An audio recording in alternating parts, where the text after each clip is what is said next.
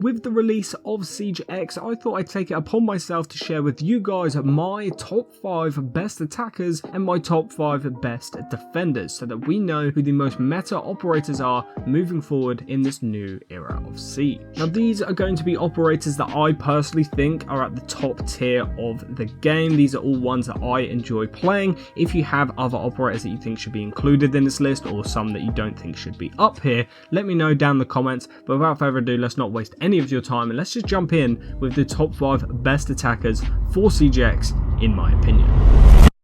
Starting off then with the attackers, we're going to start off with the 5th best attacker and work our way up to the best, in my opinion. In 5th place, we have Ram. Now, the reason why I'm including Ram in my top 5 attackers is because she has such good vertical play potential. She has the R4C, which is a great assault rifle. Her gadget is insane, as I said, for playing vertically, but on top of that, she can do that and clear and put pressure vertically while not even having to control the drone or anything like that. She can literally throw it down, detonate it. It's going to cause a lot of noise, a lot of distraction, and a lot of phantom pressure on those defenders below, while she can check her own back and make sure she's not being flanked, which is insane. You can also set these up before you actually detonate them, get into position, and use them to cover your own push. It's insane. In 4th place then, we have Buck. Now, Buck is probably my most played attacker in Siege history. I do think he has, dropped off a little bit since they removed the hard breach charges off of him, because he literally used to be able to do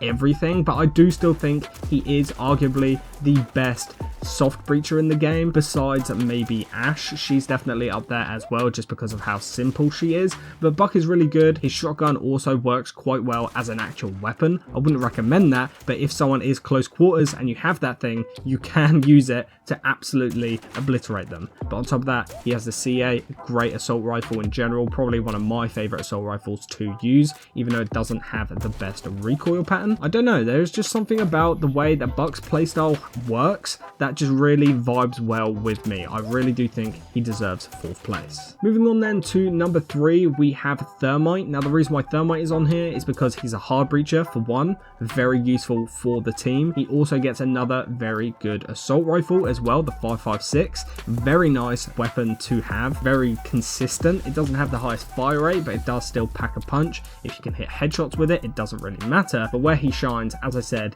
is with those hard breachers. If he can actually open up an exterior wall, he will make it so you don't have to vault through that gap. It's very easy, very simple. It works very well with other operators like Thatcher or Kali or anyone with impact EMPs. It's just a really good way of opening up walls. He's probably the best for exterior walls, but maybe not the best hard breacher in the game, but we'll get to that. In 2nd place then, I've gone for Dokkaebi, and that is because she is just such a strong operator still to this day. I know they changed her so you're not able to call instantly anymore, but in my opinion, it kind of works better now, because when people used to call instantly, I swear it would just waste those calls. Now you actually have to think about when you're actually using them, and when using them will be effective, and for that reason, Dokkaebi is actually quite solid. I know she doesn't have a fully automatic assault rifle, but that DMR is insane. If you don't like using DMRs in Siege, trust me, get to know them, because they are some of the best weapons in the entire game. And just before we do jump into the 1st place position, I do have 3 honourable mentions for the attackers. I couldn't fit them in my top 5 because I thought the others were just better,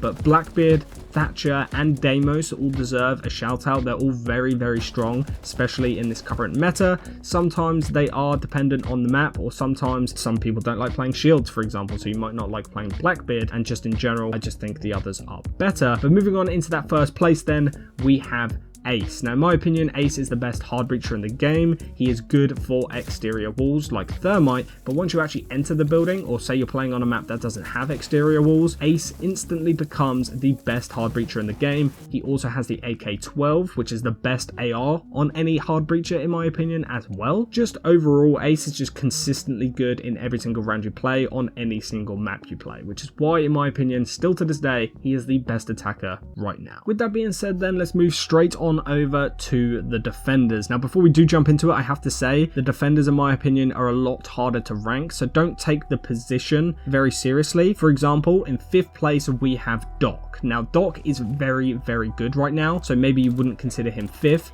but any of the defending operators I'm about to talk about are good, so don't take the order of these operators into consideration here. But as I said, Doc is in 5th place. He's very good, very meta right now. He gets the MP5 with ACOG still to this day. Probably one of the best combinations you can bring on defense. On top of that, he can also bring the Bailiff secondary shotgun, so he can help set up sight as well. And just in general, being able to stim yourself if you take a little bit of damage, it's going to be really helpful going into your next gunfight. And he's basically the only healer in the game for defense besides Thunderbird. With Doc out of the way though, let's move up into 4th place, and I have gone for Kaid. Now the reason why Kaid is this high is because, again, he's very, very useful fundamentally for the game. Counter hard breaches on defense are literally needed if you have an exterior wall that you need them not to come through. For example, if you're playing on Clubhouse, for example, you're playing upstairs in that Clubhouse bomb site where you have the main wall going straight to bomb site. If you do not have a Kaid or alternatively a Bandit, you've lost essentially. It's very hard to,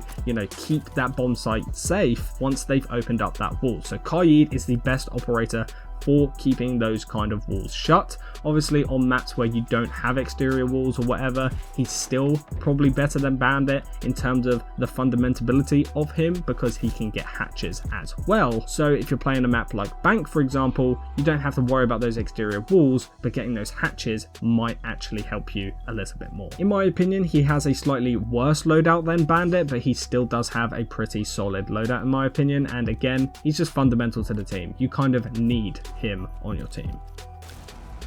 Moving on then to 3rd place, we have Azami. Now Azami is good because she can create one-way angles, she can create angles in general, and she can hold down positions of the maps and bomb sites that without her you wouldn't be able to play in. For example, you can section off a corner of the map with your barricades, or you can give yourself some cover with an Azami barricade, and because of that, that part of the map becomes much easier to play in, much easier to hold. And again, Clubhouse Rafters is a great example of this.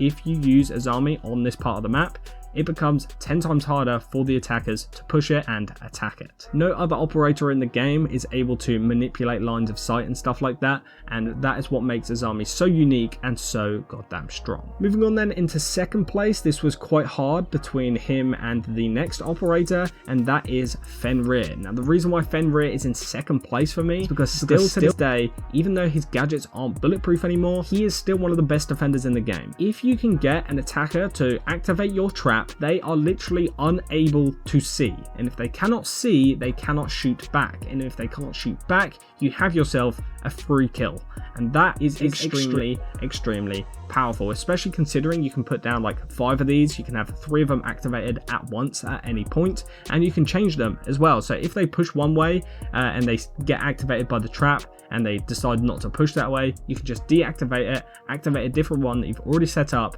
and boom, you have another route covered by your traps. Now before we do jump into the 1st place defender, I also have 4 more honourable mentions for the defenders. We have Legion, Smoke, Malusi and Goyo. All of them have great loadouts, all of them are great in terms of their gadget, they all bring useful secondary gadget utility to the team, and they are all narrowly missing out on the top 5 best defenders in the game right now. So if you were thinking where these were in the video, they just missed out in my opinion. But moving on into the 1st place best defender in my opinion right now for CJX, we have Mute. So with that being said, ladies and gentlemen, that has been it for this video. If you enjoyed, leave a like, subscribe, let me know down in the comments what you want to see next. If you want to see a full operator tier list breakdown, I'll leave that linked in the description, and I'll see you in the next one.